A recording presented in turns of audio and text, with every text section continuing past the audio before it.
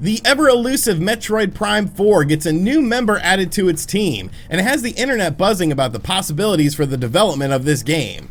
And Hyrule Warriors Age of Calamity gets a new trailer, new gameplay footage, and I need new underwear because this game looks absolutely spectacular. What's going on, guys? I'm RGT85. If this is your first time on the channel, welcome. Hope you're having a nice day. Make sure you hit that subscribe button if you are new. But without any further ado, let's talk about what's going on in the world of video games. So of course, one of the biggest mysteries with the Nintendo Switch has to be, well, Metroid Prime 4. The development cycle for this game has honestly just been, well, all over the place. We of course got an E3 2017 teaser trailer with a nice logo for the game. We didn't get any gameplay footage or anything like that, but it seemed like if Nintendo was talking about this game, maybe it was a bit sooner than we thought it was going to be. Maybe we're going to get some gameplay footage and a reveal trailer for this game, but of course that never really happened. Then a little bit later, we learned that the game had been rebooted. Now the rumor, which I'm pretty sure is confirmed at this point, was that Bandai Namco was working on this game, which was really weird because they aren't known for first-person perspective games, whether it's a first-person shooter or a first-person adventure game, and then Nintendo decided to give it back to Retro Studios, which is probably who should have been working on it in the first place because, well, I mean, what else have they really been doing? Plus, they made the first 3 Metroid Prime games. Since then, we have learned about many new hires as far as the producers are concerned being brought into Metroid Prime 4's development from various franchises such as Tomb Raider and, of course, the Call of Duty franchise.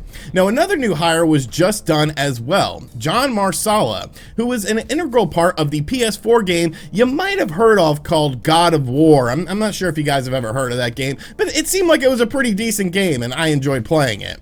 Now, of course, Marsala handled various tasks with the game, such as designing level layouts, AI scripting, navigation sequences, fight spaces, puzzle design, and a lot more. So he wasn't just some random dude working on God of War for the PlayStation 4. He was obviously a very integral part of developing God of War and the masterpiece it, of course, ended up becoming.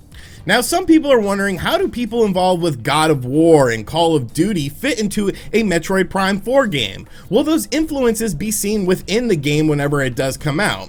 Now, I do feel like it remains to be seen, but I wouldn't expect Samus to shout, "boy," while flanking a bunch of military people or anything like that.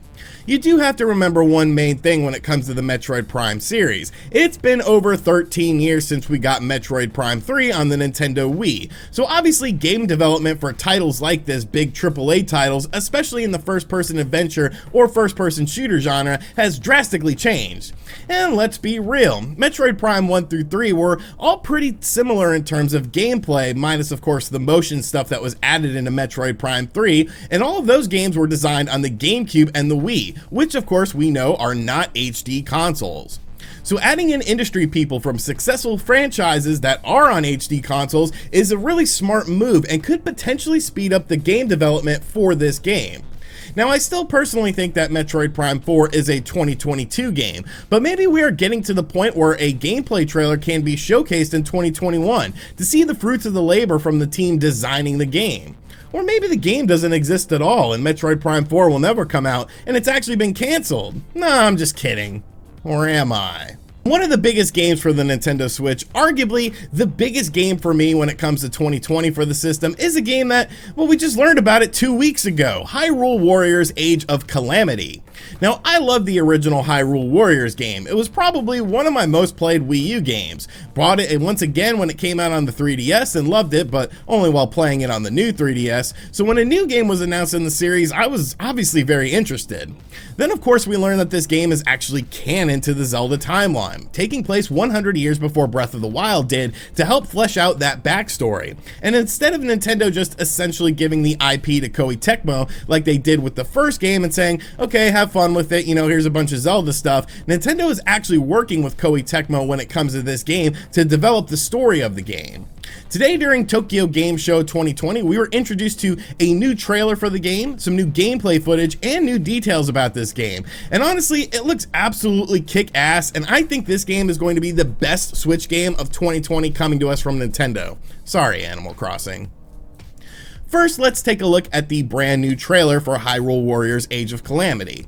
In this trailer, we are introduced to the story elements of the game, which of course revolves around the 4 champions from Breath of the Wild, and this sort of tells a tale about how they ended up becoming champions before Breath of the Wild existed.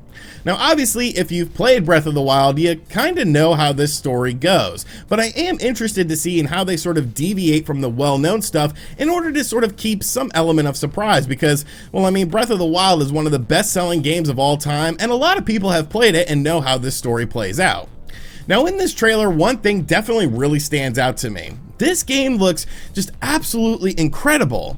Now Breath of the Wild was a great looking game for sure, but I do feel like the late shift to the Nintendo Switch and being primarily developed on the Nintendo Wii U might have stunted the game a little bit, which is obviously a very hot topic when it comes to Xbox and PlayStation games right now.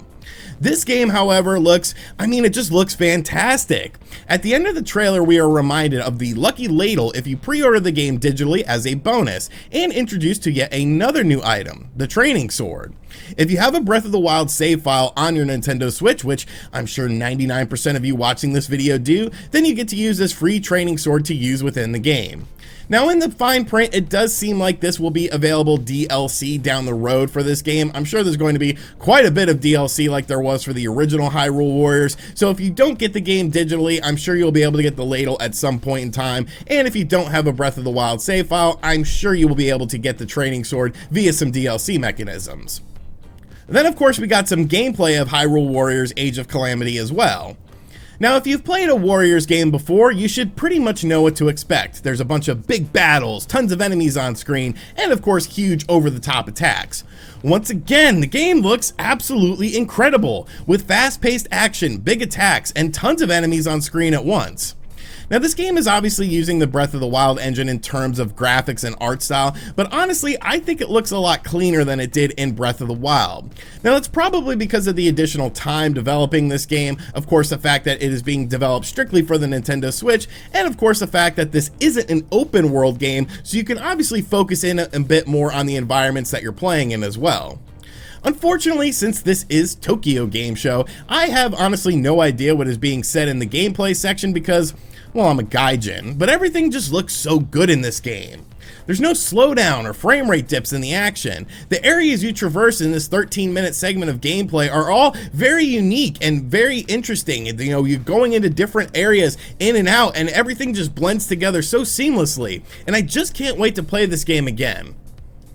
And honestly, I might end up downloading Hyrule Warriors Definitive Edition after making this vid because I'm just craving the original game and don't feel like busting out the Wii U or the 3DS.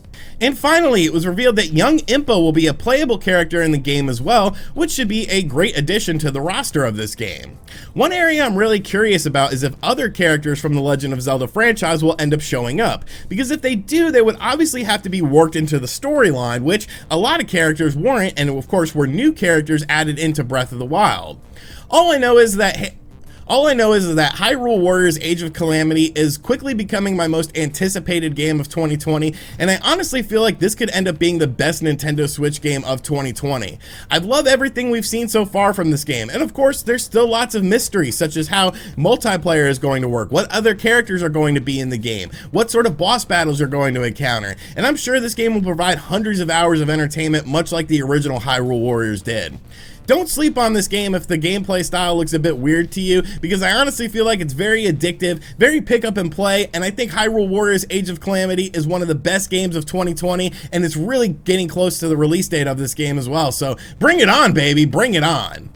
Alright, so that is going to do it for today's video. I hope you guys enjoyed it. Be sure to let me know in the comments section down below what you think of everything. Metroid Prime 4, is this game even real? Will this game ever come out for the Nintendo Switch? Is it going to come out on a Switch successor like some people feel like? I don't think that's going to be the case. I think it's just going to be a 2022 game. And what do you feel about the God of War person being added to the Metroid Prime 4 development team? And of course, Hyrule Warriors Age of Calamity. Is this a game you're looking forward to? Because I want it like right now. Like I want to play the game right now, and that's why I'm going to play Hyrule Warriors Definitive Edition, because I'm craving that sort of gameplay style. And as always guys, thank you for checking out this video. If you are new to the channel, like I said, make sure you subscribe and turn on notifications. Be sure to check out other videos on the channel as well. We just talked about 15 games coming to the Nintendo Switch in the month of October, and some of them are actually pretty good looking, so make sure you guys check out that video if you haven't yet, and as always, I'll catch you guys on the next one.